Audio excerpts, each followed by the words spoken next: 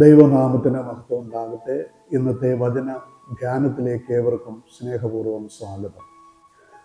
Piece in the context of violence, അക്രമ പശ്ചാത്തലത്തിൽ സമാധാനം. ബംഗ്ലാദേശിലെ തെക്ക് കിഴക്കൻ സംസ്ഥാനമായ ചിറ്റഗോങ്ങിലെ ഒരു ജില്ലയാണ് നവഖാലി. അവിഭക്ത ഇന്ത്യയുടെ ഭാഗമായിരുന്ന നവഖാലി ബലുവ എന്ന പേരിലാണ് ആദ്യം അറിയപ്പെട്ടിരുന്നത്. കൂടെ കൂടെ വെള്ളപ്പൊക്കമുണ്ടാകുന്ന സ്ഥലമായിരുന്നതിനാൽ അവിടെ എപ്പോഴും പ്രതിസന്ധികളായിരുന്നു. സമ്പദ് വ്യവസ്ഥ തകർന്നു. അതിന് പരിഹാരമായി ഒരു കനാൽ നിർമ്മിച്ച് ആ സ്ഥലത്തെ സുരക്ഷിതമാക്കാനുള്ള ശ്രമങ്ങളുടെ ഭാഗമായി ഒരു കനാൽ നിർമ്മിച്ചു. അങ്ങനെയാണ് നവഖാലി എന്ന പേരത് ലഭിച്ചത്. നവം എന്നാൽ നവീനം എന്നും ഖൽ എന്നാൽ കനാൽ എന്നുമാണ് പേര്. അങ്ങനെ നവഖാലി എന്ന ഒരു ജില്ല നിലവിൽ വന്നു. 25 ലക്ഷത്തോളം ആളുകൾ പാർക്കുന്ന സ്ഥലമാണ്. മുഹമ്മദ് അലി ജിന്നയുടെ നേതൃത്വത്തിൽ പാകിസ്ഥാൻ അനുകൂലമായുണ്ടായ പ്രക്ഷോഭങ്ങളുടെ ഭാഗമായി ഹിന്ദു മുസ്ലിം സംഘർഷം പൊട്ടിപ്പുറപ്പെട്ടു. നവഖാലിയെ അത് വളരെയധികം ബാധിച്ചു. ഈ പ്രതിസന്ധികൾ മനസ്സിലാക്കിയ മഹാത്മാഗാന്ധി പറഞ്ഞു, ഈ ഇരുട്ടിൽ ഒരു വെളിച്ചം ഞാൻ കാണുന്നില്ല. അദ്ദേഹം 4 അനുചരന്മാരുമായി നഗ്നപാതനായി 116 മൈൽ നടന്ന് 7 ആഴ്ച കൊണ്ട് 47ലധികം ഗ്രാമങ്ങൾ സന്ദർശിച്ച് സമാധാനത്തെക്കുറിച്ച് പ്രസംഗിച്ചു. അങ്ങനെ ഒടുവിൽ നവഖാലിയിലെ വർഗീയ സംഘർഷം അടിച്ചമർത്തപ്പെടുകയും മഹാത്മാഗാന്ധിയുടെ ആ യാത്ര പിൽഗ്രിമേജ് ഓഫ് പെനാൻസ് അതിൻ്റെ പൂർണ്ണതയിലേക്ക് വന്നു ചേരുകയും ചെയ്തു. അങ്ങനെ നവഖാലിക്ക് സമാധാനം. വിശുദ്ധ വേദപുസ്തകം നമ്മൾ പഠിക്കുമ്പോൾ സമാധാനത്തെക്കുറിച്ച് അനേക കാര്യങ്ങൾ നമ്മൾ മനസ്സിലാക്കുന്നുണ്ട്. സമാധാനം എന്ന് പറയുന്നത് പ്രതികൂലങ്ങളുടെ നടുവിൽ പതറാതെ സന്തോഷത്തോടെ നിലനിൽക്കുക എന്നുള്ളതാണ് നമുക്ക് പറയാൻ കഴിയുന്നത്. യേശുക്രിസ്തുവിൻ്റെ പഠിപ്പിക്കലുകളിലെല്ലാം സമാധാനത്തെക്കുറിച്ച് പറയുന്നുണ്ട്. സമാധാനം ഉണ്ടാക്കുന്നവർ ഭാഗ്യവാന്മാർ, നിങ്ങൾ തമ്മിൽ അന്യോന്യം സമാധാനമുള്ളവരായിരിക്കും തുടങ്ങി പഴയ നിയമത്തിലും പുതിയ നിയമത്തിലുമായി സമാധാനത്തെക്കുറിച്ചുള്ള അനേകം ചിന്തകൾ നമുക്ക് കാണാനായിട്ട് സാധിക്കും. പ്രതികൂലങ്ങളുടെ നടുവിൽ എങ്ങനെയാണ് ഒരു ക്രിസ്തീയ വിശ്വാസി സമാധാനത്തിൻ്റെ സന്ദേശവാഹകനായി ആയിരിക്കേണ്ടത് എന്നതിനെ സംബന്ധിച്ച് ഈ ചിന്തയുടെ അടിസ്ഥാനത്തിൽ നമുക്ക് ചില കാര്യങ്ങൾ ചിന്തിക്കാം. ഒന്നാമതായിട്ട് നമുക്കിന്ന് ചിന്തയ്ക്കായിട്ട് നൽകിയിട്ടുള്ള വേദഭാഗം 1 ശമൂവേൽ പ്രവാചകന്റെ പുസ്തകം 24-ാം അധ്യായം 1 മുതൽ 12 വരെയുള്ള വാക്യങ്ങളാണ്. ദാവീദിന്റെ സമാധാന മാതൃകയാണ് അവിടെ പറഞ്ഞിരിക്കുന്നത്.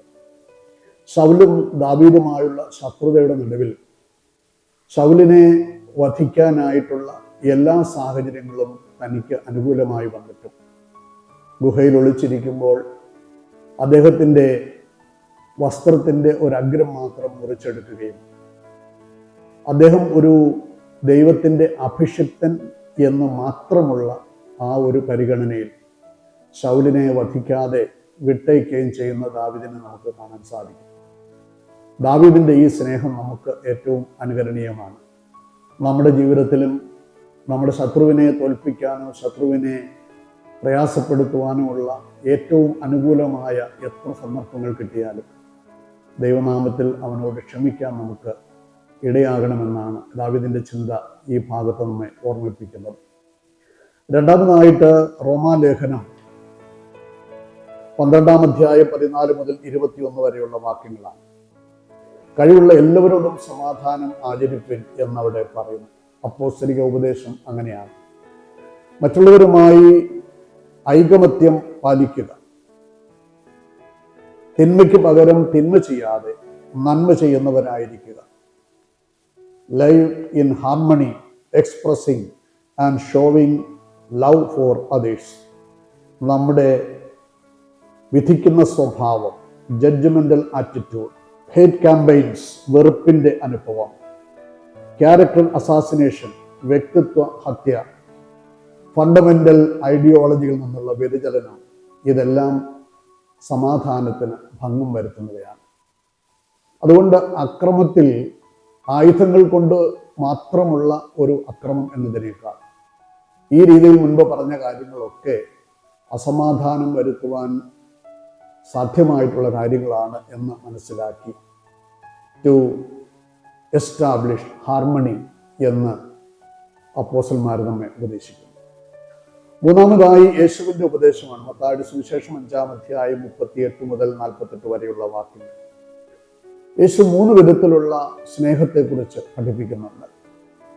ഭാര്യാഭർത്തൃ ബന്ധത്തിലും, മാതാപിതാക്കന്മാർ തമ്മിലുള്ള ബന്ധത്തിലും, സഹോദരന്മാർ തമ്മിലുള്ള ബന്ധത്തിലുമുള്ള മാനുഷിക സ്നേഹം. രണ്ടാമത് ധാർമ്മിക സ്നേഹം, എത്തിക്കൽ ലവ് എന്ന് പറയും. അത് ആവശ്യത്തിലിരിക്കുന്നവരെ സഹായിക്കുന്നതിലൂടെ നാം പ്രകടിപ്പിക്കുന്നതായ സ്നേഹമാണ്. എന്നാൽ പ്രതികൂലങ്ങളിൽ പതറാതെ നിൽക്കുന്ന അനുഭവങ്ങളുടെ നടുവിൽ യേശു മൂന്നാമതൊരു സ്നേഹത്തെക്കുറിച്ച് പറയും, ശത്രുവിനെ സ്നേഹിക്കുക. നമ്മെ എതിർക്കുന്ന, ശത്രുത പുലർത്തുന്നവരോട് നല്ല മനോഭാവത്തിൽ പെരുമാറുവാനും അവരെ സ്നേഹിപ്പാനുമുള്ള ഒരു പുതിയ ഉപദേശമാണ് യേശു നൽകുന്നത്. അക്കാലങ്ങളിൽ കണ്ണിന് പകരം കണ്ണ്, പല്ലിന് പകരം പല്ല് എന്ന ചിന്ത നിലനിൽക്കുമ്പോൾ യേശു പറയുന്നു, ഞാൻ നിങ്ങളോട് പറയുന്നു എന്ന ഒരു പുതിയ ജീവിത ശൈലി, ജീവിത മാതൃക കർത്താവ് നമുക്ക് പഠിപ്പിച്ചു തരികയാണ്. യേശുവിൻ്റെ താളത്തിനനുസൃതമായ ഒരു പുതിയ ജീവിതശൈലിയുടെ ക്രമീകരണം, റിതം ഓഫ് ജീസസ്. നമ്മുടെ ജീവിതത്തിലും ദൈവം നമ്മെക്കുറിച്ച് ആഗ്രഹിക്കുന്നത് അതാണ്. ശത്രുവിനെ സ്നേഹിക്കുന്ന, മറ്റുള്ളവരെ ഏറ്റവും അധികം നമുക്ക് സ്നേഹിക്കാൻ കഴിയുന്ന വിധത്തിൽ അവരോട് സമാധാനം പുലർത്തുക.